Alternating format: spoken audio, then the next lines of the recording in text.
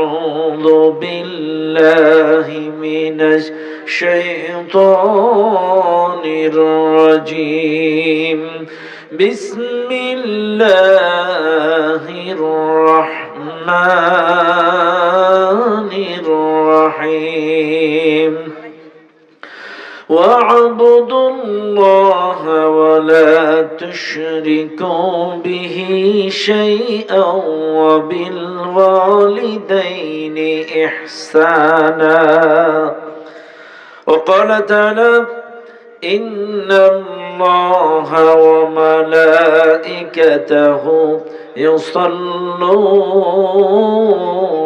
على النبي يا أيها الذين آمنوا صلوا عليه وسلموا تسليما درود إبراهيم اللهم صل على محمد وعلى آل محمد كما صليت على إبراهيم وعلى آل إبراهيم إنك حميد مجيد اللهم بارك على محمد وعلى آل محمد كما باركت على إبراهيم وعلى آل إبراهيم إنك حميد مجيد আমি আপনাদের সামনে তেলাওয়াত করেছি সূরাতুন নিসার 36 নম্বর আয়াতের কিছু অংশ তেলাওয়াত করেছি।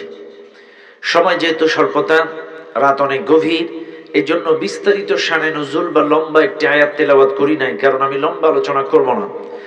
এখন আমি যে আয়াতটি তেলাওয়াত করেছি এর মূল আলোচনার পয়েন্ট হচ্ছে তিনটা। মূল পয়েন্ট কয়টা? জোরে বলেন কয়টা? এখানে আল্লাহ সুবহানাহু ওয়া তাআলা কি বলছেন আসেন আমরা একটু বুঝে নেই। এক নম্বরে আল্লাহ তাআলা বলছেন ওয়া'বুদুল্লাহ। এক নম্বরে বলতেছেন আল্লাহর ইবাদত করার কথা। কি বলছেন? ইবাদত করো কার? জোরে বলেন কার? ওয়া'বুদুল্লাহ, ইবাদত করো আল্লাহর। এখন আসেন এই মাহফিলে যারা আছেন তিনটা শব্দ, একটা হচ্ছে ওয়া'বুদুল্লাহ, আর একটা হচ্ছে ওয়ালা তুশরিকু বিহি শাইআ, আর একটা হচ্ছে ওয়াবিল ওয়ালিদাইনি ইহসানা। মাত্র কয়েকটা শব্দ। তো এক নাম্বার হচ্ছে ওয়া'বুদুল্লাহ, আল্লাহর গোলামি। এই মাহফিলে যারা আছেন একটু বোঝার চেষ্টা করেন। এই দেশের মানুষ ইবাদত বলতে মনে করে নামাজ, ইবাদত বলতে মনে করে রোজা, ইবাদত বলতে মনে করে হজ, ইবাদত বলতে মনে করে জিকির, ইবাদত বলতে মনে করে শুধুমাত্র নির্দিষ্ট কয়েকটা ইবাদত, নির্দিষ্ট দুই একটা বাউন্ডারি, সীমারেখাটাকেই যারা ইবাদত ভাবে। আসলে দেখুন তো মানুষের ধারণা আর আল্লাহ যেটা বুঝিয়েছেন এক কিনা। আল্লাহ তাআলা বলছেন ইবাদত করো আল্লাহ।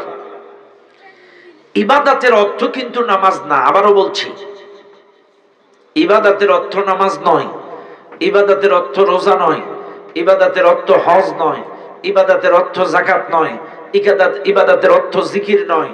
এটা আমাদের দেশের কিছু মানুষ এটা অপব্যাখ্যা করে। আবারও বলছি, এমন কিছু মানুষ এই দেশে আছে তারা বলে ওয়ামা খালাকতুল জিন্না ওয়াল ইনসা ইল্লা লিয়াবুদুন, আল্লাহ জিন এবং ইনসানকে সৃষ্টি করেছে তার ইবাদতের জন্য। আসো নামাজ পড়ো, নামাজ নামাজ নামাজ, নামাজটাই হচ্ছে ইবাদত। ওয়াজ করলো কিন্তু ইবাদতের, আয়াত তেলাওয়াত করলো ইবাদতের, অথচ 2 ঘন্টা ওয়াজ করলো নামাজের। আরেকটা বক্তা এসে ওয়াজ করলো ওয়ামা খালাকতুল জিন্না ওয়াল ইনসা ইল্লা লিয়াবুদুন, আল্লাহ জিন এবং ইনসানকে সৃষ্টি করেছে তার ইবাদতের জন্য, আসো আমরা জিকির করি। ওয়াজ করলো কিন্তু আয়াত তেলাওয়াত করলো ইবাদতের, কিন্তু পুরো 2 ঘন্টা জিকিরের ওয়াজ করে চলে গেল। আচ্ছা বাদ দিলাম। আরেক বক্তা আসলো ওয়ামা খালাকতুল জিন্না ওয়াল ইনসা ইল্লা লিয়াবুদুন, আল্লাহ জিন এবং ইনসানকে সৃষ্টি করেছে তার ইবাদতের জন্য, আসো পীরের মুরিদ হও, পীরের মুরিদ না হলে জান্নাতে যাওয়া যাবে না। ওয়াজ করলো কিন্তু আয়াত পড়লো কিন্তু ইবাদতের, কিন্তু 2 ঘন্টা ওয়াজ করলো পীর কি জিনিস, পীরের মুরিদ হতে হবে, না হলে জান্নাতে যাওয়া যাবে না। তাহলে আয়াত পড়ছে ইবাদতের, ওয়াজ করলো পীরের মুরিদ, ওয়াজ করলো জিকির, ওয়াজ করলো নামাজ। এবার আসেন আসলে ইবাদতের অর্থ কি? আল ইবাদাহ, ইবাদতের অর্থ হচ্ছে গোলামি করা। ইবাদতের অর্থ হচ্ছে দাসত্ব করা, ইবাদতের অর্থ হচ্ছে নত হওয়া, ইবাদতের অর্থ হচ্ছে আনুগত্যের শিকলকে গলায় পরা। আবার বলছি, এক কথায় গোলামি করা। এবার আসেন, এই গোলামি, নামাজটা একটা নির্দিষ্ট হুকুম, রোজা একটা নির্দিষ্ট হুকুম, হজ একটা নির্দিষ্ট হুকুম, যাকাত একটা নির্দিষ্ট হুকুম, পর্দা একটা নির্দিষ্ট হুকুম।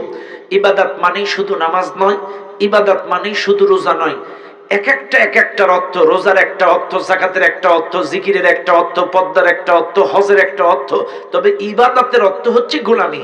আর এই গোলামিটা ঘুম থেকে উঠে ঘুমানো পর্যন্ত এক আল্লাহর আদেশ নিষেধের গোলামি করাটাই হচ্ছে ইবাদত। বুঝেন না আপনারা?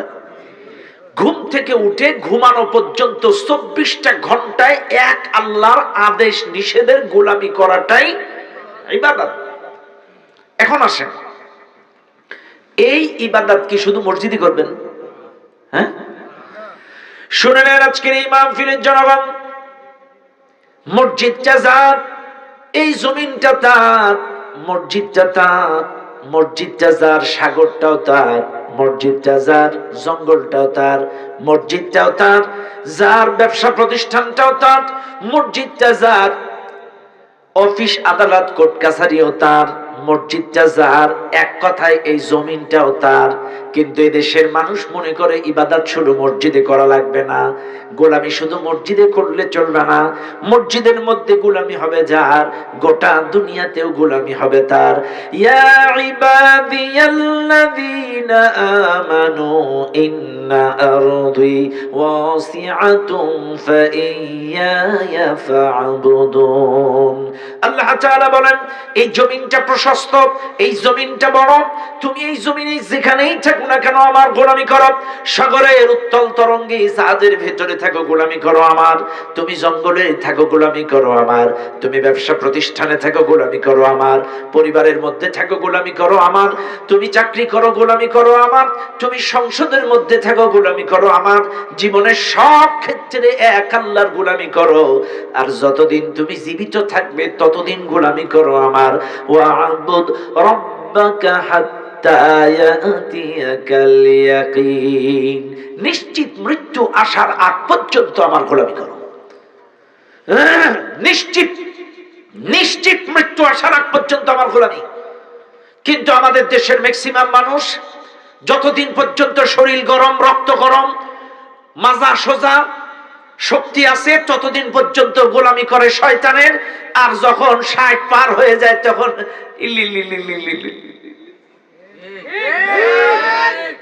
কত বুঝে আসছে? বেয়াদবি মাফ করবেন, আমি কিন্তু কাউকে আঘাত করে, আচ্ছা আপনারা দাঁড়াই কি দেখছেন আমি বুঝতেছি না ভাই। যদি আসেন বসেন, না হলে ভিতরে যান।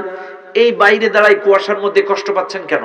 ভিতরে আসেন, ভিতরে তো সুন্দর পরিবেশ, ভিতরে আসেন ভাই। যদি সম্ভব হয় ভিতরে আসেন, আর নাইলে ভিতরে বসেন। বাইরে দাঁড়ালে খারাপ দেখা যাচ্ছে। আসেন ভাই, যদি সুযোগ থাকে বসে যান। কারণ কোরআন শোনা সবার ভাগ্যে জুটে না, এটা কপাল। এলাকায় শত সহস্র মানুষ থাকার পরেও সবাইকে কিন্তু আল্লাহ প্যান্ডেলে কবুল করেনি। করছে? কবুল করেনি। আল্লাহ যাদেরকে কবুল করেছেন তারা এখানে এসেছেন। সবার ভাগ্যে কোরআন জুটে না। অনেকে দেখেন মোবাইলে টিকটক দেখতেছে, অনেকে বাড়ি খেলা দেখতেছে, অনেকে বাড়ির মধ্যে টেলিভিশন দেখতেছে। কিন্তু আল্লাহ তাআলা আপনাদেরকে আরামের ঘুম হারাম করে, কম্বল ছেড়ে, কমফোর্টার ছেড়ে এই মাহফিলে এসে কোরআনের কিছু বাণী শোনার ব্যবস্থা করে দিয়েছেন। আলহামদুলিল্লাহ। মনে রাখবেন দুনিয়ার মানুষ, আল্লাহ বলেন ওয়া'বুদ রাব্বাকা হাত্তা ইয়াতিয়াকাল ইয়াকিন, নিশ্চিত মৃত্যু আসার আগ পর্যন্ত আমার গোলামি করো। যতদিন তোমার দেহের মধ্যে শ্বাস প্রশ্বাস চলবে আমার গোলামি করো। তোমার শক্তি থাকাকালীন তুমি নেতার গোলামি করবা, শক্তি আছে বলে তুমি শয়তানের গোলামি করবা, শক্তি আছে বলে তুমি চেয়ারম্যানের গোলামি করবা, শক্তি আছে বলে তুমি এমপির গোলামি করবা, শক্তি আছে বলে তাগুতের গোলামি করবা। আর যখন শক্তি কমে যায় তখন হজ করে, জিকির করে, মসজিদ আর বাড়ি। আমার কথা রাগ করেন না। এমনও কপাল পোড়া মুসলমান আমাদের দেশে আছি, চাকরি যতদিন করে ততদিন কিন্তু তওবা করে না। যখন চাকরি থাকে না, হজ করে এসে তওবা করে জীবনে আর ঘুষ খাবো না। কথা বল। তো চাকরি নেই, ঘুষটা দেবে কে? জীবনের মতো রিটায়ার্ড হওয়ার পরে কাবার চত্বর যে বলে আল্লাহ জীবনের মতো তওবা করছে, আর জীবনে ঘুষ খাবো না, কিন্তু তোর তো চাকরি নেই। কত বড় চালাক! আসেন একটু আপনাদেরকে বুঝাই ভাইরে। বলেন তো মুনাফিকের খাসিলাত কয়টা? তিনটা তো? চারটা। এক নাম্বার মিথ্যা বলা, দুই নাম্বার ওয়াদা খেলাফ করা। এইবার আসেন আমি বুঝাচ্ছি, যারা 5 ওয়াক্ত নামাজ পড়ে দৈনন্দিন মসজিদের মধ্যে যে তারা এই কথাটা বলে, ইয়াকা না'বুদু ওয়া ইয়াকা নাস্তাঈন, তোমারই গোলামি করি, তোমারই সাহায্য চাই, এই কথা আপনারা বলেন? সূরা ফাতিহা পড়েন? এইবার আসেন, তাহলে দৈনন্দিন একটা মানুষ, যে মানুষটা 5 ওয়াক্ত নামাজ পড়ে, এই গোলামির শব্দটা 48 বার ব্যবহার করে। কয়বার? সর্বনিম্ন 48 বার বলে তোমার গোলামি করি, তোমার গোলামি করি, তোমার গোলামি করি, তোমার গোলামি করি, তোমার গোলামি করি।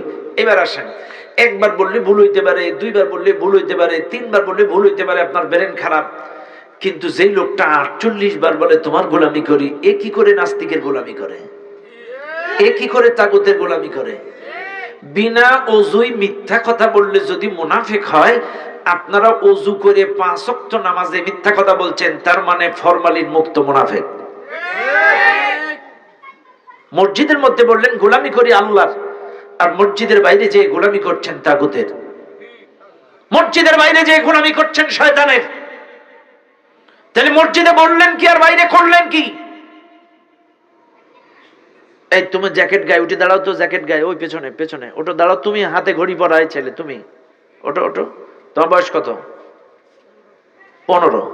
নাম কি? তোমারে যদি আমি 1000 টাকা দেই, মসজিদে উঠে একটা মিথ্যা কথা বলবা কেন? কেন বলবা না? ভয়ে? বুঝেন কিন্তু আপনারা, 15 বছর বয়স, 1000 টাকা দিলেও মসজিদে দাঁড়ায় একটা মিথ্যা কথা বলবে না। কিন্তু আমরা 48 বার মিথ্যা কথা বলছি, তোমার গোলামি করি। অথচ পরিবারে শয়তানের গোলামি, ব্যবসায় শয়তানের গোলামি, রাজনীতিতে শয়তানের গোলামি, অর্থনীতিতে শয়তানের গোলামি, গোটা জিন্দেগিতে ইসলাম বিদ্বেষীদের গোলামি। অথচ 48 বার দৈনন্দিন আমরা এই মিথ্যা কথাটা বলছি। আরামের ঘুম হারাম করে, ফজরের নামাজের কি আরামের ঘুম! আপনারা লেপ ছেড়ে, কম্বল ছেড়ে, কষ্ট করে ওযু করে মসজিদে যাচ্ছেন, অথচ কি সুন্দর মিথ্যা কথা বলতেছেন, তোমার গোলামি করি। অথচ ব্যবসায় যে মিথ্যা কথা, চাকরিতে যে ঘুষ, আপনার কেন? আপনি 48 বার মিথ্যা কথা কেন বলছেন? এই বাচ্চাটাকে 1000 টাকা দিলেও মিথ্যা কথা বলবে না, অথচ আপনারা বলছেন। কেন বলছেন? কেন বলছেন? মসজিদের মধ্যে আপনি প্রতিশ্রুতি দিলেন আল্লাহ তোমার গোলামি করি, তাহলে মসজিদের বাইরেও সেই আল্লাহর গোলামি করতে হবে। মসজিদের মধ্যে বলছেন ইহদিনাস সিরাতাল মুস্তাকিম, সোজা রাস্তা দেখাও, অবিচল থাকার রাস্তা দেখাও, অটুট থাকার রাস্তা দেখাও, অথচ মসজিদের বাইরে যে আঁকা বাঁকা রাস্তায় আপনারা নিজেরাই চলতেছেন। কেন? কেন এত মিথ্যা কথা কেন বলেন? আমি আপনাদেরকে কষ্ট দেওয়ার জন্য ওয়াজটা করছি না, আমি বোঝানোর জন্য বলছি। বাবা, মসজিদে যেটা বলবেন, বাইরে সেই প্রতিশ্রুতি ওয়াদাটা ঠিক রাখবেন। আপনারাই বলেন, বিনা উযুই মিথ্যা কথা বলে যদি মুনাফিক হয়, আপনারা উযু করে বলতেছেন। বিনা ওযুই মিথ্যা কথা কইলে যদি মুনাফিক হয়, উযু করে বললে কত বড় মুনাফিক! এই জন্য কথা হলো, ওয়াজ যেটা শুনবেন সেটা আমল করবেন। আমি মসজিদে যেটা আল্লাহকে ওয়াদা দেব, প্রতিশ্রুতি দিব, মসজিদের বাইরেও সেই প্রতিশ্রুতি আমি ঠিক রাখবো। মনে থাকবে আপনাদের? এবার বলেন, আল্লাহ তো বলেই দিলেন, ইয়া ইবাদিয়াল্লাযীনা আমানু ইন্না আরদি ওয়াসিআতুন ফাইয়ায়া ফা'বুদুন। এই দুনিয়াটা প্রশস্ত, তুমি যেখানেই থাকো আমার গোলামি করো। তাহলে মসজিদের মধ্যে গোলামি হবে যার, পরিবারের মধ্যে গোলামি হবে কার? ও দুনিয়ার মানুষ ভালো করে শুনে নেন, পরিবারের মধ্যে বউটা নামাজ পড়ে কিনা আপনাকে খেয়াল করতে হবে, ছেলেটা নামাজ পড়ে কিনা খেয়াল করতে হবে, মেয়েটা নামাজ পড়ে কিনা খেয়াল করতে হবে, বৌমা নামাজ পড়ে কিনা খেয়াল করতে হবে, ছেলে বৌমা তারা এক আল্লাহর গোলামি করে কিনা খেয়াল করতে হবে। পরিবারে কেউ আল্লাহর গোলামি করবে, কেউ শয়তানের গোলামি করবে তা হবে না। আপনার পরিবারে যদি 10 জন সদস্য থাকে, 10 জনই এক আল্লাহর গোলামি করা। ইয়া আইয়ুহাল্লাযীনা আমানু কু আনফুসাকুম ওয়া আহলিকুম নারা, হে ইমানদারগণ নিজেরা জাহান্নামের আগুন থেকে বাঁচো, আহল পরিবার পরিজনদেরকেও বাঁচাও। চাইলে আপনি নিজে নামাজ পড়বেন, আপনার ছেলেটা পড়বে না তা হবে না।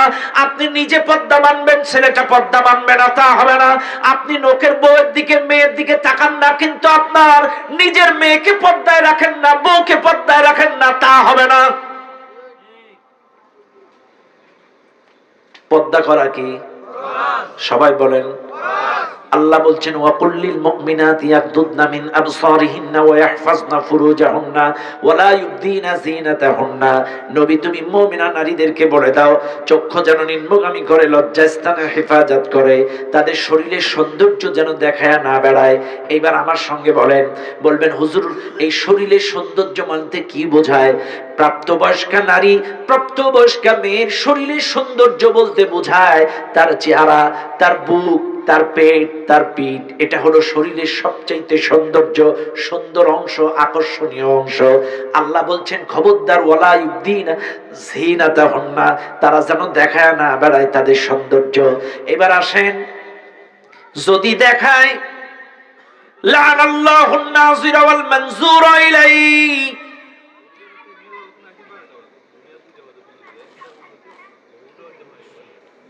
কে কথা কয়? লানাল্লাহুন নাযিরা ওয়াল মানযুরা ইলাইহি, যারা দেখায় আর যারা দেখে উভয়ের উপরে আল্লাহর লানত। হাদিসটা কত কঠিন দেখেন, যারা দেখায় আর যারা দেখে তাদের উভয়ের উপরে লানত।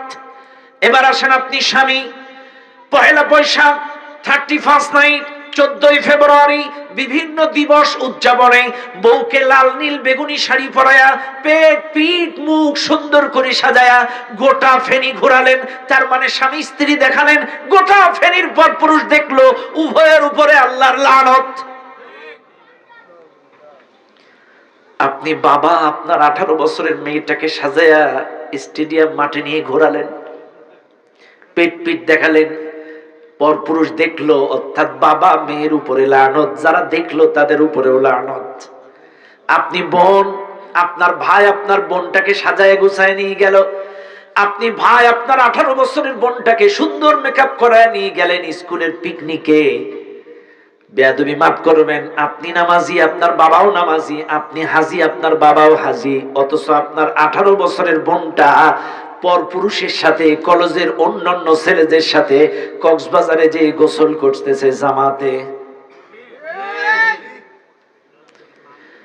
আপনি নামাজ পড়ছেন জামাতে, আপনার ভাইও নামাজ পড়ছে, আপনার বাবাও নামাজ পড়ছে জামাতে, অথচ আপনার বোনটা পিকনিকে কলেজে ওই কক্সবাজারে যে সমুদ্র সৈকতে একটা গেঞ্জি পরে গোসল করছে জামাতে। এবার বলেন পরিবারে ইসলাম আছে? আল্লাহর গোলামি আছে? চাইলে বলেন গোলামি খালি মসজিদে, পরিবারে লাগবে না? পরিবারেও শরিয়াতের আইন মোতাবেক চালাতে হবে, পরিবারের সকলকে নামাজ পড়াতে হবে, পরিবারের বউ মেয়েকে পর্দা করাতে হবে, পরিবারের মধ্যে সকলকে এক আল্লাহর গোলামি শেখাতে হবে, করাতে হবে। এখন আজকের থেকে তালিকা করেন, আপনার শালার বাড়ি তালিকা করেন, নানার বাড়ি তালিকা করেন, মায়ের বাড়ি তালিকা করেন, চাচার বাড়ি তালিকা করেন, বোনজামার বাড়ি তালিকা করেন, আপনার রক্তের আত্মীয় স্বজন যতগুলো আপনজন আছে সবার বাড়িতে অভিযান চালান, কারা আল্লাহর গোলামি করে আর কারা তাগুতের গোলামি করে। যারা তাগুতের গোলামি করে তাদের ওয়ার্নিং দেন, তোমরা যদি এক আল্লাহর গোলামি না করো, তোমরা যদি পর্দা না মানো, ইসলাম না মানো, তোমাদের সাথে আজকের থেকে ফ্যামিলি কোনো সম্পর্ক থাকবে না। দেন, অভিযান দিয়ে দেন। আপনার শালার, আপনাকে শালাকে ওয়ার্নিং দেন, শ্বশুর বাড়িকে ওয়ার্নিং দেন, চাচার বাড়িতে ওয়ার্নিং দেন, নানার বাড়িতে ওয়ার্নিং দেন। যদি তোমরা ইসলাম না মানো, কোরআন না মানো, আল্লাহকে না মানো, এক আল্লাহর গোলামি যদি না করো, তাইলে তোমাদের সাথে আমাদের কোনো সম্পর্ক পারবেন না? সাহস নাই আপনাদের? কারণ একা একা জান্নাতে যাবেন। একটা গান আছে না, জান্নাতে একা আমি যাব না তো ভাই, তোমাকেও জান্নাতে সাথে নিতে চাই। আছে না ভাই? চাইলে একা যাবেন কেন? আপনার পরিবারকে নেন, আপনার নানা বাড়ির লোকজনদের নেন, আপনার শ্বশুর বাড়ির লোকজনদের নেন, সবার মধ্যে ইসলাম ঢুকাইয়া দেন, সবার মধ্যে এক আল্লাহর গোলামি ঢুকিয়ে দেন, সবাইকে ইসলাম বুঝান। কেউ তাগুতের গোলামি করবে, কেউ আল্লাহর গোলামি করবে, তা হবে না। সকলকেই এক আল্লাহর গোলামি কেন করবেন? কেন গোলামি করবেন? প্রশ্ন। আচ্ছা, আপনারা যারা এই মাহফিলে আছেন, আপনারা বলতে পারবেন যে আপনাদেরকে ইরশাদ চাচা সৃষ্টি করছে, হাসিনা সৃষ্টি করছে, শেখ মুজিব সৃষ্টি করছে, ম্যাডাম সৃষ্টি করছে, কোন নেতা নেত্রী সৃষ্টি করছে? ব্যাস, এবার আসেন। ইয়া আইয়ুহান নাস উবুদু রাব্বাকুমুল্লাযী খালাকাকুম, হে মানুষ সকল, তোমাদেরকে সৃষ্টি করেছি আমি আল্লাহ, সুতরাং গোলামি করো আমার। কে বলছে? আল্লাহ। ইয়া আইয়ুহান নাস, হে মানুষ সকল, উবুদু রাব্বাকুম, গোলামি করো আমার, কারণ আল্লাযী খালাকাকুম, তোমাদেরকে সৃষ্টি করেছি আমি আল্লাহ। কারণ তোমাদেরকে এই পৃথিবীর কোন মানুষ সৃষ্টি করে নাই, কোন নেতা নেত্রী সৃষ্টি করে নাই, তুমি জাত্তার গোলামি করবা তা হবে না। সৃষ্টি করেছি আমি, আল্লাযী জাআলা লাকুমুল আরদা ফিরাশা, এই জমিনটাকে বিছানা বানিয়েছি আমি, ওয়াস সামা বিনাআ, আসমানটাকে ছাদ বানিয়েছি আমি, ওয়া আনজালা মিনাস সামাই মাআ, আসমান থেকে বৃষ্টি বর্ষণ করি আমি, ফাআখরাজা বিহি মিনাস সামারাতি রিজকাল লাকুম, এই জমিন থেকে ধান গম ফসলের মাধ্যমে তোমাদের রিজিকের ব্যবস্থাও করি আমি, সুতরাং গোলামি হবে আমার। কথা ক্লিয়ার? ব্যাস, চাইলে পরিবারে গোলামি হবে কার? আল্লাহ। এবার আসেন ব্যবসার মধ্যে কার? আল্লাহ। করেন? নেই। ব্যবসার মধ্যে আল্লাহর গোলামি নাই। সোনাগাজী বাজারে যান, কাপড়ের সবচাইতে বড় দোকানদার হাজী সাহেব ঈশান নামাজ জামাতে আদায় করে আসলো। ঈশান নামাজ জামাতে আদায় করে এসে তসবিহ পড়তেছে, সুবহানাল্লাহ আলহামদুলিল্লাহ। এই এলাকার একটা ছেলে গেছে, চাচা আপনার গ্রামের মানুষ, আমার ছোট বোনের বিয়ে, এই শাড়িটার দাম কত? তুমি আমার এলাকার মানুষ, একটা টাকাও লাভ দিয়া লাগবে না, কেনা দাম 3000 দাও, অথচ 800 টাকায় কেনা। এবার বলেন, মসজিদে গোলামি করলো কার? আর এই শাড়িটা বিক্রি করার সময় গোলামি হলো কার? এটাই বাংলাদেশ। কথা বুঝতেছেন আপনারা? তাহলে মসজিদে গোলামি করলো কার? আর এই শাড়িটা বিক্রি করার সময়, তাহলে বোঝা গেল মসজিদে আল্লাহর গোলামি করে, কিন্তু ব্যবসার মধ্যে আল্লাহর গোলামি নাই। বাদবি মাফ করবেন, এখন সাম্প্রতিক সিলিন্ডার নিয়ে বিরাট সিন্ডিকেট চলতেছে। আপনারা তাকায় দেখেন, 1200 টাকার গ্যাস সিলিন্ডার 2500 টাকা বিক্রি করছে। আচ্ছা বলেন তো, ও কি হিন্দু না মুসলিম? ও কি নামাজি না বেনামাজি? এইবার আমার সাথে বলেন, 1200 টাকা সিলিন্ডার 2500 টাকা বেচতেছে, আবার মসজিদে যে সুবহান রাব্বিয়াল আ'লা, সুবহান, আরে শয়তান, 1200 টাকা সিলিন্ডার মানুষে ব্ল্যাকমেইল করে 2500 টাকা বেচো, আবার সুবহান রাব্বিয়াল আ'লা। কথা বলেন ঠিক না বেটি? তাহলে মসজিদের মধ্যে গোলামি করছেন আল্লাহর, আর 1200 টাকা সিলিন্ডার 2500 টাকা বিক্রি করছেন, মানুষকে ব্ল্যাকমেইল করে।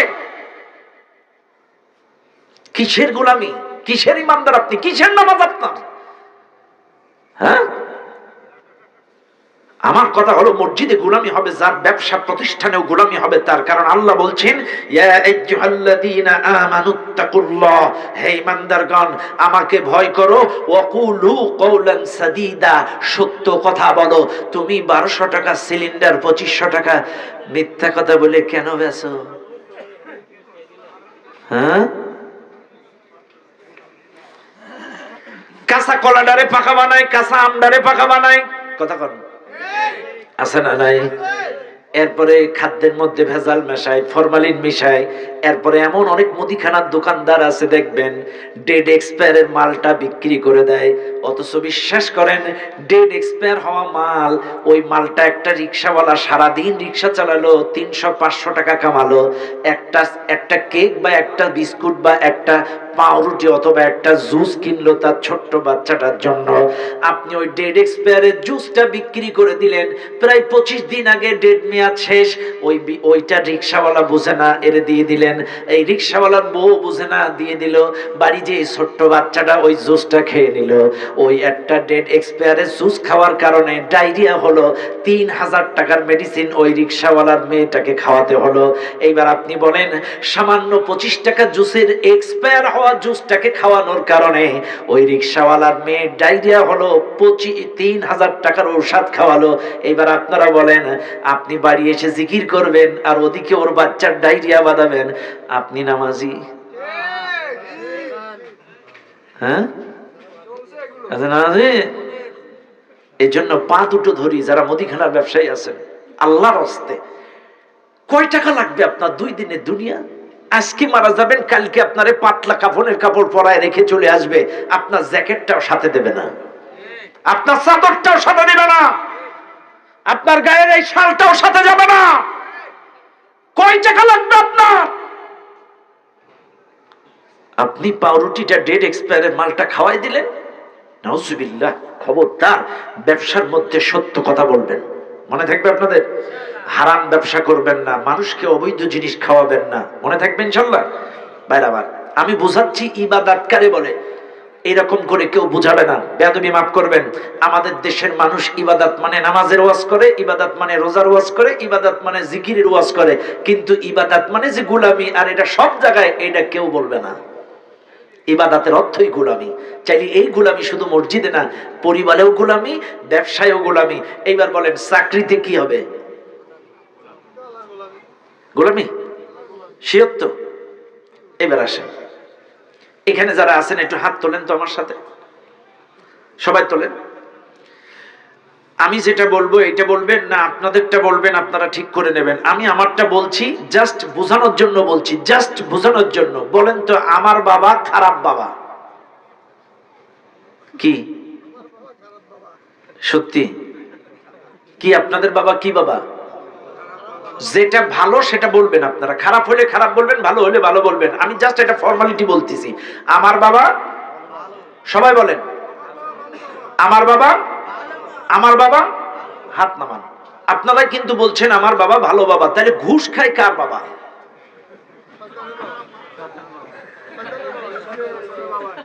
আমার কথা রাগ করেন না।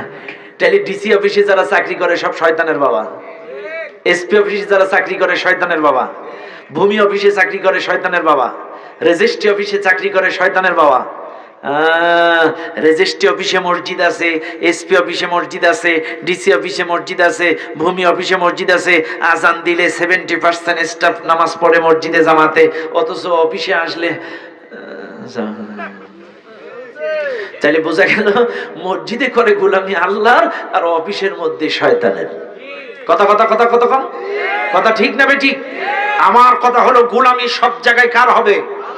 মসজিদে যার, অফিসের মধ্যেও তার, মসজিদে যার, ব্যবসার মধ্যেও তার, মসজিদে যার, পরিবারের মধ্যেও তার, জীবনের সব ক্ষেত্রে গোলামি হবে কার? এর নাম হলো ইবাদত। এর নাম হলো ইবাদত। ইবাদতের অর্থই গোলামি, ইবাদতের অর্থই গোলামি। জীবনের সব ক্ষেত্রে এক আল্লাহর গোলামি করা লাগবে। এবার বলেন রাজনীতি করার সময় গোলামি করবেন কেন? না না, নেতা। ঠিক আছে না? ঠিক আছে, আমার কথা রাগ করেন না, ওনার কথার একটা আয়াত আছে, আমি আয়াতটা বললে আপনারা বুঝবেন। আল্লাহর নবীর একজন সাহাবী আদি ইবনে হাতিম রাদিয়াল্লাহু তাআলা, এই সাহাবীটা স্বর্ণের একটা ক্রস গলায় পরে তিনি রাসূলের দরবারে হাজির। মনে রাখবেন এই স্বর্ণের ক্রস কারা পরে? খ্রিস্টানরা। এরা রূপার বলেন, স্বর্ণের বলেন, অ্যালুমিনিয়ামের বলেন, কাঠের বলেন, এরাই ক্রসটা পরে। এখন আল্লাহর নবীর একজন সাহাবী তখনও পর্যন্ত এই বিধানটা মূর্তির বিধান বা এই বিধানটা সরাসরি আসে নাই। আল্লাহ নবীর সামনে আদি ইবনে হাতিম রাদিয়াল্লাহু তাআলা সরাসরি আসছেন রাসূলের দরবারে, এই স্বর্ণের ক্রস গলায় পরা। নবীজি বললেন, ও আদি ইবনে হাতিম, তোমার গলা থেকে স্বর্ণের ক্রসটা ফেলে দাও। আদি ইবনে হাতিম রাদিয়াল্লাহু তাআলা রাসূলের কথার পরে একটা সেকেন্ডেও তার গলায় রাখলেন না, টাস করে স্বর্ণের ক্রসটা ফেলায় দিলেন। এবার আদি ইবনে হাতিম বলেন, ইয়া রাসূলুল্লাহ, আমার গলা থেকে স্বর্ণের ক্রসটা ফেলে দিতে বললেন কেন? তখন নবীজি একটা আয়াত তেলাওয়াত করে শোনালেন, ইত্তাখাযু আহবারহুম ওয়া রুহবানাহুম আরবাবাম মিন দুনিল্লাহ। আল্লাহকে বাদ দিয়ে তারা নেতার ইবাদত করে, আল্লাহকে বাদ দিয়ে ধর্মগুরুদের ইবাদত করে, আল্লাহকে বাদ দিয়ে সংসার বিরাগীদের ইবাদত করে, এই জন্য তোমাকে গলা থেকে ফেলায় দিতে বললাম। আদি ইবনে হাতিম বলে, হুজুর বুঝায়া দেন। এইবার আপনারা বলেন, এই পৃথিবীতে এমনও মানুষ আছে আল্লাহকে বাদ দিয়ে পীরের ইবাদত করে। আল্লাহ কি বললো এটা দলিল না, হাদিস কি বললো এটা দলিল না, আর পীর যেটা বলছে এটাই দলিল। কথা কথা কথা কথা কথা কথা না, এটা আমার কথা না, কোরআনের কথা। এটা এমনও মানুষ আছে দেখবেন, আমার পীর যেটা বলছে এটাই দলিল। আল্লাহ দলিল না, রাসূল দলিল না, দলিল আর পীর। আর পীর যা কই, দুই ধর্মগুরু যেটা বলবে এটাই দলিল, তিন নেতা যেটা বলবে এটাই দলিল। বেয়াদবি মাফ করবেন, বুঝান। আসরের আযান যখন মসজিদে হয় বুঝার চেষ্টা করেন, হাইয়া আলাস সালাহ,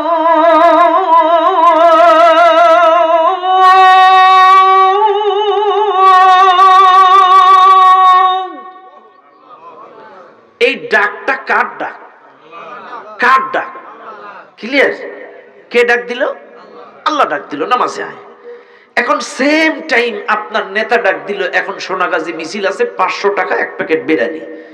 আল্লাহর ডাকে মসজিদে যান নাই, কিন্তু নেতার ডাকে মিছিল করলেন, জোহর শেষ, আসর শেষ, মাগরিব শেষ। অথচ আল্লাহ কিন্তু 3 বারই তোমাকে ডাকছে, আল্লাহর ডাকে মসজিদে যাও নাই, কিন্তু নেতার ডাকে মিছিলে সারাদিন শেষ, একটা ওয়াক্ত নামাজ তুমি পড়ো নাই। এবার আমারে বুঝান, আপনি গোলামিটা আল্লাহর করলেন না নেতার করলেন? কথা ক্লিয়ার? কথা ক্লিয়ার? চাইলে বোঝা গেল আপনি মসজিদে গোলামি করলেন আল্লাহর, কিন্তু রাজনীতিতে তোমার নেতাও নামাজ পড়লো না, তুমিও নামাজ পড়লে না। নেতা কি আছে? কোন সে নেতা? সেরা খালি আল্লাহর গোলামি। তোমাকে 5 বার মুয়াজ্জিন ডাকতেছে, আয় নামাজে আয়, অথচ আল্লাহর ডাকে তুমি মসজিদে গেলে না, নেতার ডাকে মিছিলে গেলে। এইবার বলো, তোমার বিশ্বাসটা নেতার পরে বেশি না আল্লাহর পরে বেশি? তো ওয়াজ শেষ। তাহলে তুমি আল্লাহর গোলামি করো না নেতার গোলামি করো। এইবার বলেন আপনার ঈমানটা, আমি আর বলবো না। কথা ক্লিয়ার? এটাই। তাহলে বলেন জীবনের সব ক্ষেত্রে গোলামি হবে কার? আল্লাহ বলছেন, লাকাদ কানা লাকুম ফি রাসূলিল্লাহি উসওয়াতুন হাসানাহ। অবশ্যই তোমাদের জন্য রাসূলুল্লাহর মধ্যে রয়েছে উত্তম আদর্শ। এবার আসেন, রাসূলুল্লাহর মধ্যে রয়েছে উত্তম আদর্শ। এবার আপনারা এখানে 12 কোয়ালিটির লোক আছেন। কেউ আছেন ব্যবসায়ী, কেউ আছেন চাকরিজীবী, কেউ আছেন বিচারক, কেউ আছেন রাজনীতিবিদ, কেউ আছেন বাবা, কেউ আছেন নানা, কেউ আছেন ব্যবসায়ী। আমার কথা হলো, আপনারা এখানে 12 ভেজালি মানুষ আছেন, আর আল্লাহ এই কথাই বলছে, অবশ্যই তোমাদের জন্য রাসূলুল্লাহর মধ্যেই রয়েছে উত্তম আদর্শ। এ কথা কিন্তু বলিনি যে তোমার জন্য রাসূলের মধ্যে আদর্শ, তোমাদের জন্য। তার মানে তোমাদের সকলের জন্য রাসূলের মধ্যে আদর্শ। কারণ বাবা হিসেবে নবী উত্তম আদর্শ, নানা হিসেবে নবী উত্তম আদর্শ, বিচারক হিসেবে নবী উত্তম আদর্শ, স্বামী হিসেবে নবী উত্তম আদর্শ, ব্যবসায়ী হিসেবে নবী উত্তম আদর্শ, রাষ্ট্রনায়ক হিসেবে নবী উত্তম আদর্শ, রাজনীতিবিদ হিসেবে নবী উত্তম আদর্শ। এইবার তুমি নানা হিসেবে মানো, বাবা হিসেবে মানো, ব্যবসায়ী হিসেবে মানো, রাজনীতিবিদ হিসেবে কাকে মানো? আল্লাহর রাসূলকে।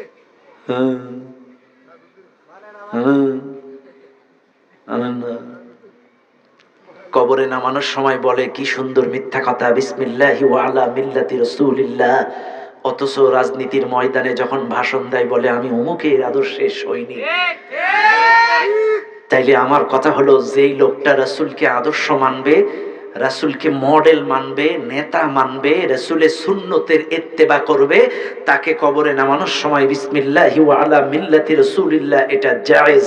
আর যেই লোকটা রাসূলকে আদর্শ চুলে মানবে না, দাড়িতে মানবে না, পোশাকে মানবে না, ব্যবসায় মানবে না, চাকরিতে মানবে না, স্বামীতে মানবে না, বাবাই মানবে না, রাজনীতিতে মানবে না, ওর নামে বিসমিল্লাহি নেতার নামে মেরে দেবেন। কারণ তুমি যাকে আদর্শ মানো তোমার তার নামে মাটি দেবো, তুমি কেন মিথ্যা কথা বলবেন? কথা কেন বাউজি? কথা বলেন না বাউজি? মিথ্যা কথা বলা যাবে না। বিসমিল্লাহি ওয়া আলা মিল্লাতি রাসূলিল্লাহর অর্থ কি? রাসূলের দলে হয়ে গেলাম, তা আপনি কি করছেন সারা জীবন? তাইলে আপনি যার দলে ছিলেন তার দলে মেরে দেবে? কথা তো ক্লিয়ার। আপনি যদি রাসূলকে আদর্শ মানেন সুরতে সিরাতে, আপনার টুপি যদি রাসূলের মতো হয়, দাড়ি যদি রাসূলের মতো হয়, আপনার লেবাস যদি রাসূলের মতো হয়, আপনার আদর্শ যদি রাসূলুল্লাহর সাথে মিল থাকে, আলহামদুলিল্লাহ, আমার কোনো আপত্তি নেই। বিসমিল্লাহি ওয়া আলা মিল্লাতি রাসূলিল্লাহ। আপনি চুল কাটবেন নেইমারের মতো, দাড়ি রাখবেন বিরাট কোহলির মতো, প্যান্ট পরবেন রোনালদোর মতো, ব্যবসা করবেন মোদি কাকুর মতো, আর রাজনীতি করবেন আব্রাহাম লিঙ্কনের মতো, আর মরার সময় বিসমিল্লাহি ওয়া আলা মিল্লাতি রাসূলিল্লাহ। ওরে মিথ্যাবাদী! সব ক্ষেত্রে রাসূলকে আদর্শ মানা লাগবে। লাকাদ কানা লাকুম ফি রাসূলিল্লাহি উসওয়াতুন হাসানাহ। কথা ক্লিয়ার?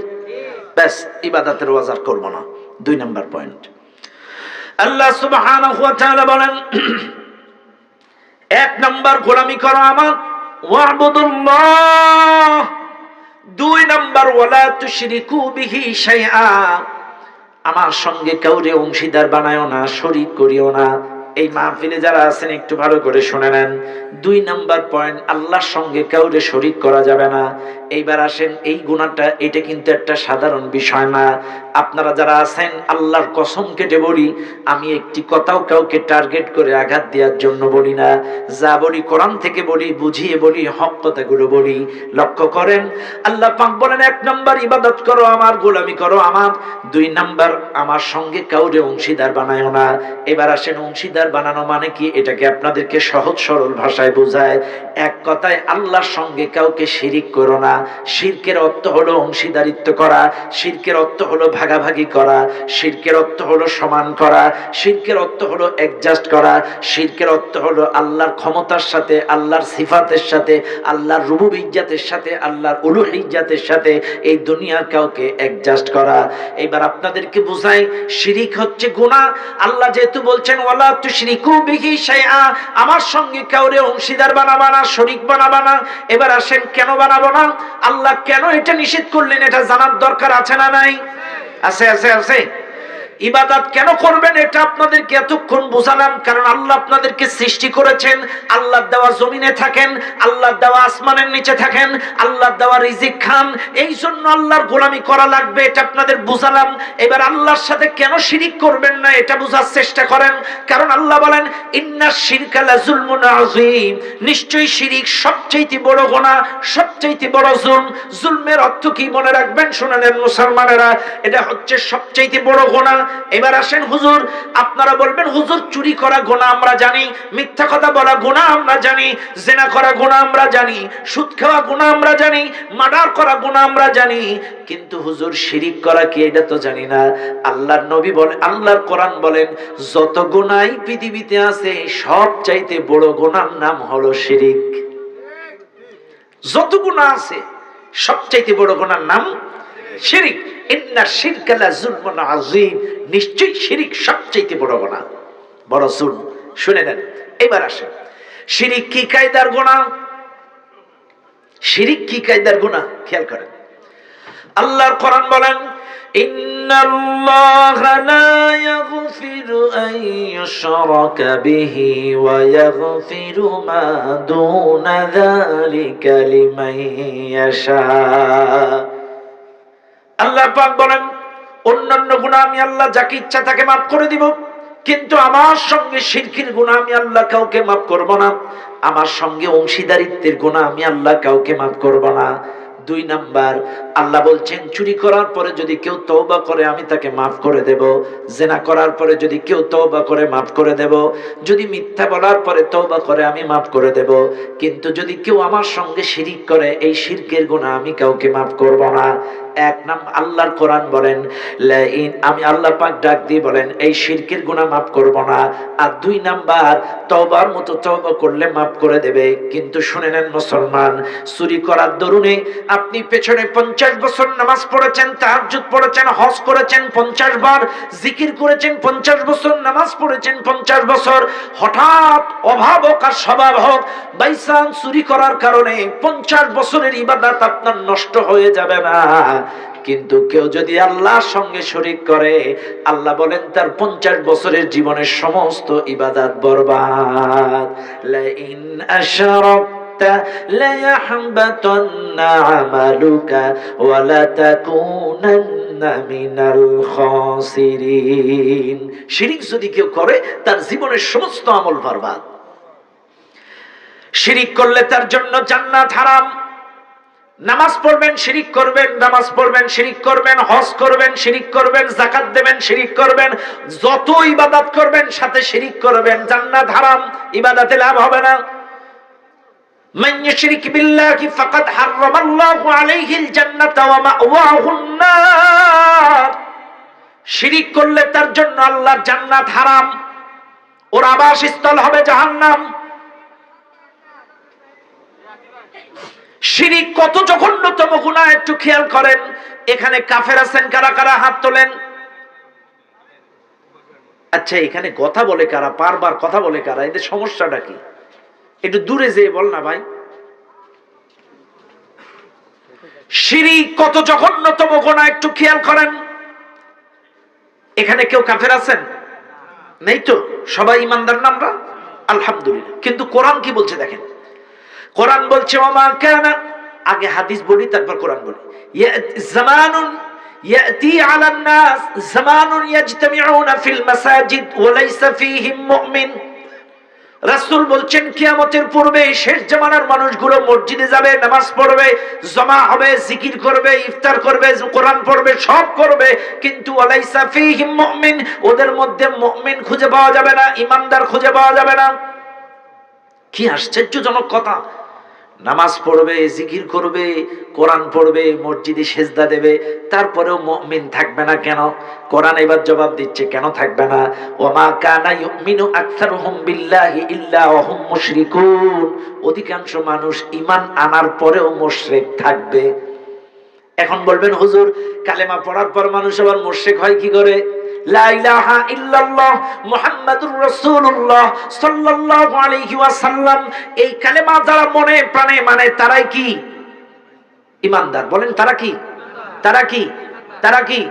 কিন্তু এই কালেমা পড়ার পরেও কেন মানুষ মুশরিক হবে একটু হুজুর বোঝায় এখন।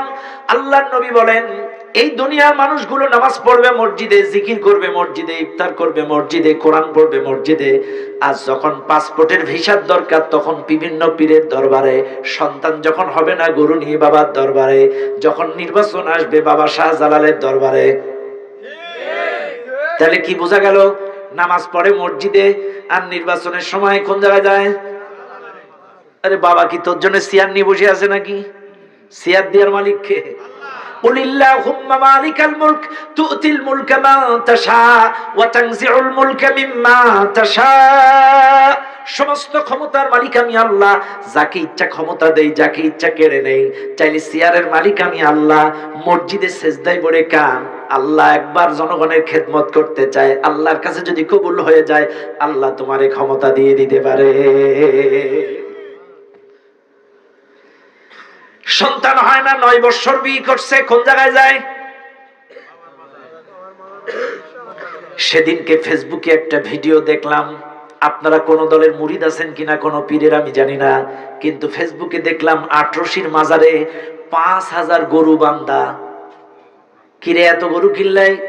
শুনলাম 5000 গরুর কারণ কারোর বাচ্চা হয় না মানত করেছে, কারোর ব্যবসা বাণিজ্য ভালো না মানত করেছে, কেউ বিদেশ যাবে মানত করেছে, এক একজন এক এক নিয়তে গরু দান করে আসছে। অথচ কপাল পোড়া মুসলমান আল্লাহর কাছে তার কথাগুলো বলে না, গরু দিয়ে আসছে ওর মনের আশা পূরণ হবে। 5,000 গরু। চিন্তা করেন মানুষের বিশ্বাস। তাইলে আল্লাহ যে বলছে এরা ঈমান আনার পরেও মুশরিক থাকবে, কারণ ঈমান আনার পরে তার সমস্ত কিছুর কেন্দ্রবিন্দু আশা ভরসাকে তাওয়াক্কালতু আলাল্লাহ। তোমার ব্যবসা লস, আল্লাহকে বলো। বিপদে পড়ছো, আল্লাহকে বলো। অসুস্থ হইছো, আল্লাহকে বলো। তোমার কিছু দরকার, আল্লাহকে বলো। তুমি যদি বাবার দরবারে যাও তাইলে তোমার ঈমান নাই। চাইতে হবে কার কাছে? আল্লাহর কাছে চান। কিন্তু আমাদের দেশের মানুষ আল্লাহর কাছে চায় না, চাই হলো জোকারের কাছে। ফেসবুক অসুস্থ হয়েছে, দোয়া করবে না। অসুস্থ, প্রেমে ছ্যাঁকা খাইছে, মনটা ভালো নেই, দেবদাস প্রেম শুরু হয়েছে, আমি হ্যাপি, সেই একটা হুর পাইছে। এক কথায় যা না হবে, বাথরুম কষা হলেও সেটা ফেসবুকে লেখে। আরে ভাই, তোর কিছু দরকার, আল্লাহকে আগে বল। আল্লাহ আমি বিপদে পড়ছি, আমি অসুস্থ, আমি অমুক জায়গায় যাচ্ছি, আল্লাহ তুমি সহি সালামতে যাওয়ার তৌফিক দাও। আল্লাহকে বল। কেন ফেসবুকে লিখতে হবে? যা কিছু চাইতে হবে কার কাছে? কার কাছে চাইবেন? আমরা চাইতে জানি না, এই জন্য তো আল্লাহ দেয় না। আল্লাহ তোমায় ডাকার মতো ডাকতে জানি না, তাই কি তুমি দাও না সাড়া, বুঝতে পারি না আমি, বুঝতে পারি না। আল্লাহ তোমায় ডাকার মতো ডাকতে জানি না, তাই কি তুমি দাও না সাড়া, বুঝতে পারি না আমি, বুঝতে পারি না। কথা বল না। ও দুনিয়ার মানুষ, ডাকার মতো যদি আল্লাহকে ডাকতে পারেন, আল্লাহ আপনার প্রত্যেকটা কথার জবাব দিবেন। ও দুনিয়ার মানুষ, তাই লক্ষ্য করেন, আমি আপনাদেরকে বুঝাচ্ছিলাম অধিকাংশ মানুষ কি থাকবে। এইবার আসেন, যারা মুশরিক তাদের জন্য দোয়া করা, আবার বলি কি নাই? কি নাই? এবার বলেন মুশরিক কারা? শিরিক যারা করে তারা কি? শিরিক যারা করে তারা কি? আর এই মুশরিক যদি মারা যায় এর জন্য দোয়া করা যাবে না। বলেন হুজুর দলিল দেন। মা কানা লিন নাবিয়্যি ওয়াল্লাযীনা আমানু আন ইস্তাগফিরু লিল মুশরিকিন ওয়ালাউ কানু উলি কুরবা মিন বা'দি মা তাবায়্যানা লাহুম। আল্লাহর কোরআন, আল্লাহ পাক নবীকে ডেকে বলছেন, নবীজি ওয়াল্লাযীনা আমানু, যারা ঈমানদার, আন ইস্তাগফিরু লিল মুশরিকিন, মুশরিকের জন্য দোয়া করা যাবে না। ওয়ালাউ কানু উলি কুরবা মিন বা'দি মা তাবায়্যানা লাহুম। মুশরিক যদি তোমার বাবা হয়, তোমার ভাই হয়, তোমার মা হয়, তোমার বোন হয়, তোমার প্রতিবেশী, তোমার আত্মীয় স্বজন যদি হয়, তোমার পরিবারের সদস্য যদি হয়, মুশরিকের জন্য দোয়া করা এত জঘন্যতম গুনাহ শিরক। চোরের জন্য দোয়া করা যাবে না, এই কথা আল্লাহ বলিনি।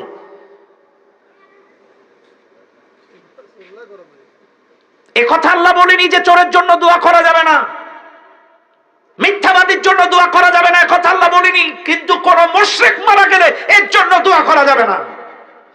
কত জঘন্যতম কথা! মুশরিকের জন্য দোয়া করা যাবে না, বুঝেন আপনারা? বাপ, এইবার বলবেন হুজুর এতগুলো গুরুত্ব বুঝালেন, শিরিক এত খারাপ, এত খারাপ, কিন্তু শিরিক কি একটু আমাদেরকে বুঝান। এক নাম্বার বোঝায় শিরিক ফি জাত, আল্লাহ জাতের সাথে শিরিক করা। আল্লাহ জাত কি? আল্লাহ জাত হলো, এই পৃথিবীর কেউ যদি বলে আল্লাহ ছেলে আছে, মেয়ে আছে, মা আছে, বাবা আছে, এটা হলো আল্লাহ জাতের সাথে শিরিক। নাউজুবিল্লাহ। এখন অবশ্য মুসলমানরা এই কথাটা কয় না, এই কথাটা কয় ইহুদি খ্রিস্টানরা। কারা বলে? ইহুদি, খ্রিস্টান, হিন্দু, বৌদ্ধ, এরা এগুলো বলে। একাধিক প্রভুতে বিশ্বাস করে, আল্লাহ প্রভু, ছেলে মেয়ে, এগুলোতে বিশ্বাস করে। খ্রিস্টানরা বিশ্বাস করে, খ্রিস্টানরা বলে ওয়াকালাতিন নাসারাল মাসীহ ইবনুল্লাহ, খ্রিস্টানরা বলে ঈসা নবী আল্লাহর ছেলে। এরপরে ইহুদিরা বলে ওয়াকালাতিল ইয়াহুদু উযাইরুন ইবনুল্লাহ, উযাইর আলাইহিস সালাম আল্লাহর ছেলে। নাউজুবিল্লাহ। আসলে আল্লাহর কি ছেলে মেয়ে আছে? আছে, আছে। এটা যদি কেউ মনে করে, ধারণা করে আছে, এটা বলে, চাইলে এটা আল্লাহ জাতের সাথে শিরিক, সবচেয়ে বড় শিরিক। আল্লাহ পাক তার বায়োডাটা দিচ্ছেন কোরআনে, কুল হুয়াল্লাহু আহাদ আল্লাহুস সামাদ লাম ইয়ালিদ ওয়া লাম ইউলাদ ওয়া লাম ইয়াকুল লাহু কুফুয়ান আহাদ। বলেন আল্লাহু আকবার। এটা আপনাদের মুখস্থ আছে না? আল্লাহ সূরা ইখলাসের মধ্যে তার বায়োডাটা দিয়ে দিয়েছেন। আল্লাহ বলছেন আমি এক। কে? আল্লাহ এক। আমাকে কেউ জন্ম দেয়নি, আমিও কাউকে জন্ম দেইনি। লাম ইয়ালিদ ওয়া লাম ইউলাদ, আমাকে কেউ জন্ম দেয়নি, আমিও কাউকে জন্ম দেইনি, আমি কারোর মুখাপেক্ষী নই। চাইলে আল্লাহ এখানে ক্লিয়ার করে দিলেন আমি এক। কাজে এত কিছুর পরেও যদি হিন্দু হোক, খ্রিস্টান হোক, বৌদ্ধ হোক, ইহুদি হোক, এরা যদি বলে আল্লাহর ছেলে আছে, মেয়ে আছে, বাবা আছে, এইটা আল্লাহ জাতের সাথে শিরিক। আর আল্লাহ জাতের সাথে শিরিকটা সবচাইতে বড় শিরিক, আল্লাহ সবচাইতে রাগান্বিত হন। এই জন্য মনে রাখবেন, এই শিরিকটা মুসলমানেরা করে না, তবে ম্যাক্সিমাম হিন্দুরা, খ্রিস্টানরা, বৌদ্ধরা এই শিরিকটা করে। তবে কিছু কিছু আছে, এরাও এদের সাথে সাদৃশ্যপূর্ণ দেখা দেয়, এদের সাথে রিলেশন রাখা দেয়, এদের সাথে সম্পর্ক ওঠা বসা করে। আমার কথা মনে রাখবেন, একটা কথা স্পষ্ট শুনে নেন দুনিয়ার মানুষ। এখন আপনারা আমার সঙ্গে বলেন, একাধিক ইলাহতে কারা বিশ্বাস করে? অন্য ধর্মাবলম্বীরা বিশ্বাস করে। কিন্তু বলেন তো ইলাহ কয়জন? আরো জোরে কোন কয়জন? এখন আপনারা বলেন, আল্লাহ যদি দুইজন হতো, ভালো না খারাপ? কেন খারাপ? কথার কথা বলি, বুঝায় বলি। মনে করেন সোনাগাজী উপজেলায় যে কোনো একটা দলের কাউন্সিল হচ্ছে, যে কোনো একটা দলের, কেউ কারোর দিকে টানাটানি করবেন না, আমি বোঝানোর জন্য বলছি। যে কোনো একটা দলের কাউন্সিল হচ্ছে, কমিটি গঠন হবে। এখন একই ওয়েটের দুই নেতা যদি এলাকায় থাকে, তাইলে ইনি আশা করে আমি সভাপতি, উনি আশা করে আমি সভাপতি, ওনার ভক্ত কর্মীরাও মনে করে আমার নেতাই হবে, ওনার ভক্ত কর্মীরাও মনে করে আমার নেতা হবে। কিন্তু সিলেকশন বা নির্বাচন যাই বলেন, সবাই তো কেন্দ্র করে, কেন্দ্র একটা নাম বলে দিল, কিন্তু এই গ্রুপ মেনে নিল, ওই গ্রুপ নে, সিয়ার ছুড়াছুড়ি, মারামারি, পরের দিন 2 জন মার্ডার, 40 জন হসপিটাল। আল্লাহ বলতেছে, শোন, যদি আল্লাহ একজনের জায়গায় দুটো হতো, লাউ কানা ফীহিমা আলিহাতুন ইল্লাল্লাহু লাফাসাদাতা ফাসুবহানাল্লাহি রাব্বিল আরশি আম্মা ইয়াসিফুন। আমি ছাড়াও যদি একাধিক ইলাহ হতো, একটা আল্লাহ বলতো পশ্চিম দিকে সূর্য উঠবে, আরেকজন বলতো পূর্ব দিকে, 2 জন মিলে নে মারামারি শুরু কর। কথা কন না কেন? 2 জন মিলে নে মারামারি, আকাশে তছনছ হয়ে যেত গ্রহ নক্ষত্র সব। কারণ 2 জনই যদি থাকতো, ক্ষমতার মরাবাড়ি থাকতো কি থাকতো না? এই জন্য আল্লাহ বলছেন আমি এক। ওরা যে কালিমা দেয়, কলঙ্ক দেয়, ওদের কলঙ্ক থেকে ফাসুবহানাল্লাহি রাব্বিল আরশি আম্মা ইয়াসিফুন, আমি আল্লাহ পুত পবিত্র। ওরা যেটা বলে এটা কলঙ্ক, কিন্তু আমি আল্লাহ পবিত্র। কে বলতেছেন? তাইলে আল্লাহ ছেলে আছে, মেয়ে আছে, মা আছে, বাবা আছে। আল্লাহ কয়জন? কয়জন? কয়জন? ব্যাচ। এটা হচ্ছে আল্লাহ এক। কেউ যদি একাধিক মনে করে, এটাই আল্লাহ জাতের সাথে শিরিক। এটার ব্যাখ্যা দিলাম। এবার 2 নাম্বার শিরিক ফিল রুবুবিয়্যাত। রুবুবিয়্যাতটা কি? রুবুবিয়্যাতটা হলো আল্লাহর কর্তৃত্ব আর ক্ষমতার সঙ্গে শিরিক করা। অর্থাৎ আল্লাহর কর্তৃত্ব আর ক্ষমতা কি? একটু খেয়াল করেন আপনারা। আল্লাহর কর্তৃত্ব আর ক্ষমতা। এবার বলেন তো, রোগ মুক্ত করার মালিক কে? জীবন দেওয়ার মালিক কে? মৃত্যু দেওয়ার মালিক কে? রিজিক দেওয়ার মালিক কে?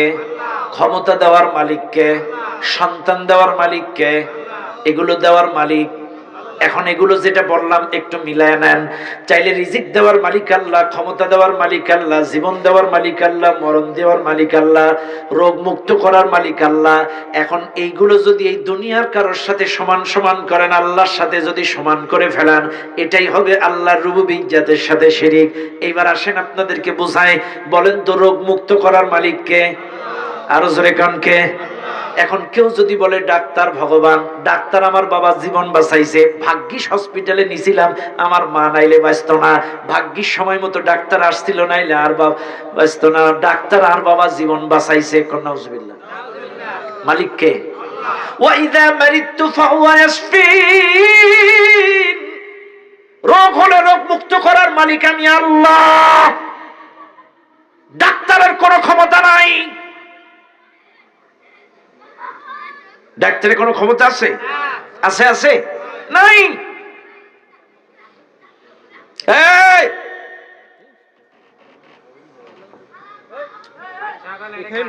বাচ্চা না, কিছু বলতে হবে না, ছোট মানুষ, ওরাই তো দুষ্টুমি করবে, ঠিক না? ওরাই তো দুষ্টুমি করবে, আগামীতে মাহফিল গুলো তো ওরাই করবে ইনশাআল্লাহ। আগামীর ভবিষ্যৎ কতক্ষণ, ঠিক না বেঠিক? আলহামদুলিল্লাহ। আরে সৌদি আরবে যখন যায়, বাচ্চাদের নিয়ে মা বাবারা প্রত্যেকে তাদের বাচ্চাদের নিয়ে চলে আসে। আশ্চর্য হয়ে যাবেন, বাবা নামাজ পড়তেছে। এই কয়েকদিন আগে আমার সফর ছিল, কয়েকদিন আগে বাবা নামাজ পড়তেছে, দুই পায়ের ফাঁকের মাঝখানে 4 মাসের একটা বাচ্চা, দুই পায়ের মাঝখানে শোয়াইছে, বাবা নামাজ পড়তেছে পায়ের ফাঁকে, 4 মাসের বাচ্চা নামাজ পড়তেছে, বাবা সেজদা দিচ্ছে, পায়ের ফাঁকে বসায় রে। আমি বুঝলাম তাহলে ওর মা নিশ্চয়ই মহিলা প্যান্ডেলে, ওই মহিলা জামাতে আছে, এই জন্য বাচ্চাটা বাবা রাখছে। আহা, আর আমরা আমাদের মসজিদে বাচ্চা নিয়ে গেলে বিরোধ, হারাম হারাম, নাউজুবিল্লাহ। অথচ স্পষ্ট হাদিস, জুম্মার দিন হাসান হুসাইন আসতেছে। কোন দিন? কোন দিন? হাসান হুসাইন রাদিয়াল্লাহু তাআলা আসতেছে, ছোট্ট, তারা এখনো হাঁটতে পারে না ভালো মতো, দুলতে দুলতে আসতেছে। নবীজি খুতবা দিচ্ছে, খুতবা দিতে দিতে হঠাৎ তাকায় দেখে হাসান হুসেন আসতেছে। নবীজি ওদের দেখে একটু ইমোশনাল হয়ে গেল, তখন ভালোবাসায় আবেগে আপ্লুত। রাসূল খুতবার মধ্যে বলে ফেললো, ইন্নামা আমওয়ালুকুম ওয়া আওলাদুকুম ফিতনা। ওই যে পরিবার, সন্তান সন্ততি, এগুলো হচ্ছে দুনিয়াবি ফিতনা। রাসূল বলেই ফেললো আলোচ খুতবার ভেতরে। এরপরে ওরা যখন সামনে আসলো, রাসূল নিচে নেমে 2 নাতি ছেলেকে চুমা দিয়ে আদর করে কোলে তুলে 2 বারে নিয়ে খুতবা শুরু করলো। আপনাদের এলাকার মসজিদের ইমাম যদি করে, পরে রক্তেও চাকরি কোন জায়গায় যাবে?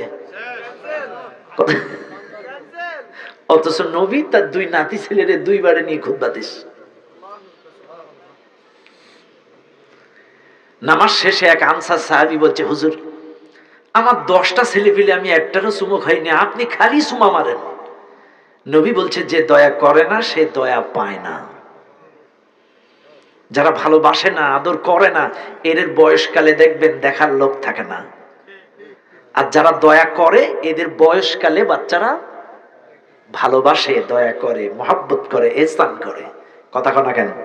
ঠিক আছে না? নাই কথায় কথা বেড়ে যায়। ও দুনিয়ার মানুষ, তাহলে রোগ মুক্ত করার মালিককে আর দরকার নেই নাকি? 11:30 বাজে, হ্যাঁ এখনো চলবে। আর ফজরের সময় খুব হাসি লাগছে। ফজরের সময় মুয়াজ্জিন যখন বলবে হাইয়া আলাস সালাহ, আমরা বলবো ইমাম আর মুয়াজ্জিন মিলি ফজরটা সালাহ। মাদ্রাসায় ওয়াজ শুনি ক্লান্ত, তাই বলবে নামাজ পড়বেন তো ইনশাআল্লাহ। ও দুনিয়ার মানুষ, কথা খেয়াল করেন, রোগ মুক্ত করার মালিক ডাক্তার। ডাক্তার, হসপিটাল কে? কে? কিন্তু মানুষ সেটা বিশ্বাস করে না। আমি প্রমাণ দেই, প্রমাণ দেব বাবা, একটা উদাহরণ দেই, রাগ করবেন না তো? হাতটা একটু দেন। হাত ডাক্তার, হ্যাঁ তাই তো, প্রধান অতিথি আমার বাজানের দিয়ে দিলাম। আপনি কি বিশেষজ্ঞ বাবাজি? আমি তো এমবিবিএস করি। আচ্ছা, আলহামদুলিল্লাহ, আলহামদুলিল্লাহ। আমার একটু দেখিয়ে দিন, আমার একটা রিপোর্ট আছে, আমার কোলেস্ট্রল বেড়ে গেছে বাবাজি। এই যে রিপোর্টটা একটু আপনি দেখে দেবেন, আমি লাস্টে দেখাবো। আমি কথার কথা বলছি, মনে করেন ডাক্তার বাজানের কাছে এক রুগী গেলে বলছে, দেখো তোমার রক্তে কোলেস্ট্রল, পালস ঠিক মতো চলছে না, আসলে সমস্যা আছে হার্টের, খবরদার যাই কয়দিন বাঁচবা খাসির গোশ গরুর গোশ খাবা না। ঠিক আছে, কে বললো? কে বললো? ডাক্তার বলছে। ডাক্তারের ওয়াজটা আমল করছে, 20 বছর গরুর গোশ খায় না। অথচ আমরা এত বলতেছি অনন্তকালে জিন্দেগিতে ভালো থাকতে গেলে ঘুষ খাওয়া যাবে না। গরুর গোশ খায় না, কিন্তু ঘুষ খায়।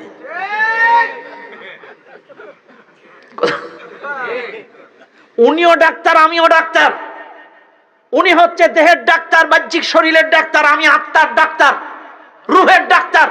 উনি ওয়াজ করলো দুনিয়ার জিন্দেগিতে 20 বছর ভালো থাকতে গেলে ঘুষ খাওয়া যাবে না, কি বলে গরুর গোশ খাওয়া যাবে না। এমনও কপাল পোড়া আছে 20 বছর গরুর গোশ খায় না, অথচ আমি রুহের ডাক্তার প্রতি মাহফিলে বলছি অনন্তকালে জান্নাতে ভালো থাকতে গেলে যাইতে গেলে ঘুষ খাওয়া যাবে না। তাহলে বিশ্বাস কি আমার উপরে না ডাক্তারের, আল্লাহর উপরে না ডাক্তারের উপরে? আর একটা প্রমাণ দেব, আমি যেটা বলি প্রমাণ দিয়ে বলি। ডাক্তার বলেছে তোমার অবস্থা ভালো না, 5 কিলো হাঁটতে হবে। কয় কিলো? ডাক্তারের কথা মতো সকাল 5:30 থেকে 5 কিলো হাঁটে, কিন্তু 6:10 ফজরের জামাত যায় না, অথচ হাঁটে কটার থেকে? কথা কন্যা বাবাজি, 5:30 থেকে হাঁটে, কে বলেছে? অথচ আল্লাহ বলছে 6:10 ফজরের জামাত আয়। চাইলে ইমানটা ডাক্তারের উপর না আল্লাহর উপর? কি বাবাজি ঠিক আছে? আমরা বলতে তো বলি নামাজ পড়ি 30 মিনিট হাঁটি। আরে আপনি তো আল্লাহওয়ালা ডাক্তার বলে এই কথা বলেন, কয়জন ডাক্তারই কথা কয়? কথা ঠিক আছে? কয়জন ডাক্তার বলে যে নামাজ পড়ে হাঁটবেন? এই কথা কয়জন ডাক্তার বলে? হাঁটার কথাটাই বলে, কিন্তু উনি তো বাজান আল্লাহওয়ালা ডাক্তার বলে কথা ঠিক না? চাইলে ঈমান আনতে হবে কার উপরে? ঠিক আছে না নাই? তুমি ডাক্তারের কাছে গেলা না, যাও না সেজদায়, যে বলো মালিক তুমি তো সব ডাক্তারের ডাক্তার, মাদ্রাস ফেল করতে পারে, আমেরিকা ফেল করতে পারে, সিঙ্গাপুর ফেল করতে পারে, কিন্তু তুমি তো ফেল করো না। মালিক তুমি ইচ্ছে করলে তো আমার রোগগুলো ভালো করে দিতে পারো। পারে কি পারে না? তার কাছে যে বলো, এরপরে তুমি হাঁটো। কথা কোন ঠিক না বেঠিক? কিন্তু মানুষ তা করে না। এরপরে আসেন রিজিক দেওয়ার মালিক কে? না চেয়ারম্যান, মেম্বার, মেয়র, কাউন্সিলর? আপনারা যে বলেন আমার দোষ না, অনেকে আছে তারা বলে ভাগ্যিস কাউন্সিলর একটা কার্ড দিছিল বয়স্ক ভাতা, নাইলে না খেয়ে মরতাম। অথচ খাওয়ানোর মালিক কে? ওমা মিন দাব্বাতিন ফিল আরদি ইল্লা আলাল্লাহি রিজকুহা। আল্লাহ বলছেন রিজিকের মালিক আমি আল্লাহ। অথচ এমন অনেক মানুষ আছে, মেম্বার যদি একটা কার্ড না দিত, আরে এমন অনেক মানুষ আছে নাকে পাইপ দেওয়া 2 বছর স্ট্রোক করে পড়ে আছে, ভাত খাইতে পারে না, ও এখনো বাঁচায়া রাখছে কে? আরো জোরে বলেন। চাইলে বোঝা গেল ভাত চালটা সবচাইতে বড় অক্সিজেন রিজিক না, বড় রিজিক হলো মানুষের অক্সিজেন। কথা না? তাহলে রিজিক দেওয়ার মালিক কে? ডাক্তার, মেম্বার, চেয়ারম্যান, এমপি, মন্ত্রী, রিজিক দেন কে? এই বিশ্বাসটা অন্তরে থাকা লাগবে। কেউ যদি বলে মেম্বার খাওয়াই, এরপরে চেয়ারম্যান খাওয়াই, কাউন্সিলর খাওয়াই, এগুলো আল্লাহর সঙ্গে শিরিক। এবার আসেন ক্ষমতা দেওয়ার মালিক কে? আরো জোরে। কিন্তু অনেকেই নির্বাচন আসলে বলে সকল ক্ষমতার উৎস জনগণ। নাউজুবিল্লাহ খান। সকল ক্ষমতার উৎস জনগণ। জনগণ বেয়াদবি মাফ করবেন না, আমি কিছুক্ষণের জন্য ধরে নিলাম জনগণ, আমি বিশ্বাস করি না, কিন্তু পেস্ট কফি আমি শুধুমাত্র বোঝানোর জন্য ধরে নিলাম। আমি ধরে নিলাম সকল ক্ষমতার উৎস জনগণ। তাইলে এই 17 বছর তো ভালো নির্বাচন হয়নি, তাইলে কি করে ওরা ভোট ক্ষমতায় থাকলো? কথা না, কথা কন্যা বাসি। সকল ক্ষমতার উৎস যদি জনগণ হবে, ওরা কি ঠিক মতো ভোট দিছে? তাইলে ওরা 17 বছর থাকলো কি করে? তাইলে আপনার কথাও তো রাইট নেই। সকল ক্ষমতার উৎস জনগণের কথার কোনো ভিত্তি নেই। আপনার কথার দ্বারা আপনাকে উত্তর দিলাম সকল ক্ষমতার উৎস জনগণ, এটা মিথ্যা কথা। যদি তাই হতো 17 বছর উনি বিনা ভোটে থাকতে পারতো না, দিনের ভোট রাতে করতে পারতো না। তাহলে সকল ক্ষমতার উৎস জনগণ নয়, মিথ্যা কথা। আমরা তো বলি সকল ক্ষমতার উৎস জনগণ, কিন্তু এরা কি করছে? আমাদের মরা বাপদাদা গুলোরও ভোট দোয়াইছে। তাহলে এদের বিশ্বাস ছিল মরা মানুষও ক্ষমতার উৎস। কথা না, মরা বাপদাদা হয়েছে ভোট দিছে না? রাগ করছেন আপনি? আপনারা রাগ করেন না বাবা, এটাই বাস্তব।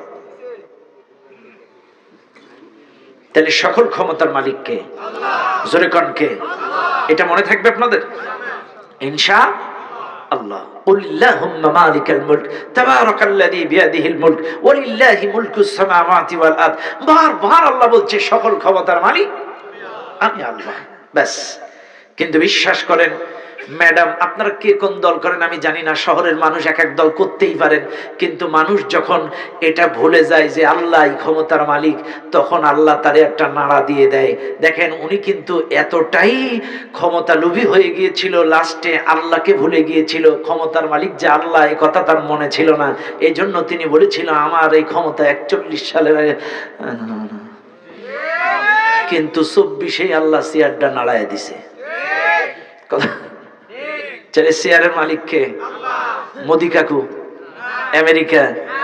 যদি মোদি কাকুই চেয়ারের মালিক হবে তাহলে চেয়ার ঠেকাইতে পারে নাই কেন? তাহলে চেয়ারের মালিক মোদি কাকু না, চেয়ারের মালিক ওই ডোনাল্ড ট্রাম্প না, চেয়ারের মালিক রাশিয়া না, চেয়ারের মালিক চীন না, চেয়ারের মালিক একমাত্র আমার আল্লাহ। এই বিশ্বাসটা অন্তরে রাখবেন। যদি না থাকে এটা শিরিক। যদি মনে করেন জনগণ ক্ষমতার মালিক, ওই মামুরা ক্ষমতার মালিক, খালুরা ক্ষমতার মালিক, আপনার ঈমান থাকবে না। শিরিক, এটাই শিরিক। কথা ক্লিয়ার? এবার আসেন ও দুনিয়ার মানুষ, এবার বলেন সন্তান দেওয়ার মালিক কে? পীর বাবা দেয়? হ্যাঁ দেয় না? তাহলে ছাগল নিয়ে যান কেন? গরু নিয়ে যান কেন? ভাইরা আমার, আল্লাহ পাক বলছেন ইয়াহাবু লিমান ইয়াশাউ ইনাসা ওয়া ইয়াহাবু লিমান ইয়াশাউ যুকুর। আল্লাহ বলছেন আমি যাকে ইচ্ছা তাকে মেয়ে দেই, যাকে ইচ্ছা ছেলে দেই, আবার যাকে ইচ্ছা কিছুই দেই না। সুবহানাল্লাহ। খান্না কথাটা কার? কার কথা? আল্লাহর কথা। অথচ মানুষ বাবার দরবারে এখানে সেখানে যে পড়ে থাকে, অথচ সন্তান দেওয়ার মালিক এটা বিশ্বাস করা লাগবে। ও দুনিয়ার মানুষ, চলে আসেন রুবুবিয়্যাতের ব্যাখ্যা দিলাম না, এবার আসেন উলুহিয়্যাত। উলুহিয়্যাত কি? আল্লাহর ইবাদতের সঙ্গে শিরিক। ইবাদতের সঙ্গে শিরিক কি? ইবাদতের সঙ্গে শিরিক হলো আল্লাহর সামনে সেজদা দেওয়াটা ইবাদত। সেম জিনিসটা যদি কোনো মানুষের সামনে দেন, কোন মরা মানুষের সামনে বা জিদা মানুষের সামনে সেজদা দেন, আল্লাহর সামনে যেই সেজদা দেওয়া ইবাদত, গোলামি, একই সেজদা যদি কোনো কবরে দেন এটাই শিরিক।